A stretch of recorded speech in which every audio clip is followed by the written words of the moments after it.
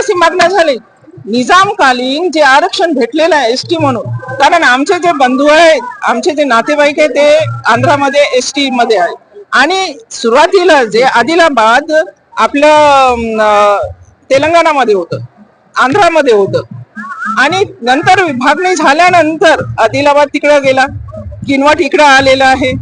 पण नातेवाईक काही तिकडं काही इकडं, रक्ताचे नात्यातले तिकडं, आणि ते एसटी मध्ये आणि इकडे विजेएनटी मध्ये. म्हणजे समाज जेव्हा एक, संस्कृती जेव्हा एक, त्यांचं पेहनावा एक, त्यांची बोली भाषा एक, हे सगळं असताना तुम्ही यांना वेगवेगळ्या कॅटेगरीमध्ये का टाकलेलं आहे?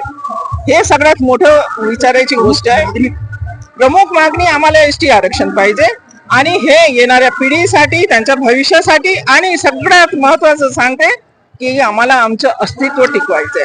कारण आमचे लेकरं जेव्हा शिकतील आणि पुढे जातील तेव्हाच आमचं अस्तित्व राहणार, तेव्हाच आम्ही काहीतरी बनणार. आणि जर काही नाही भेटलं तर हे दारिद्र्य जे आहे ते वाढतच जाणार. आणि या मागणीसाठी आज महाएल्गार मोर्चा काढण्यात आलाय.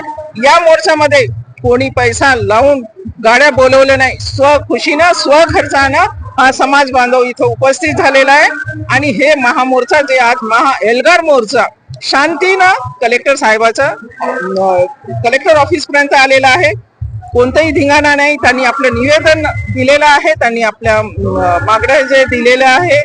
पण याच्यानंतर फक्त एवढंच म्हणायचं आहे, जर या मागण्या मान्य झाल्या नाही तर हा जो समाज आहे ना, जन आक्रोश जे समाजामध्ये होणार, आणि नंतर आंदोलन आणि जन आक्रोश मोर्चा काढण्यात येईल.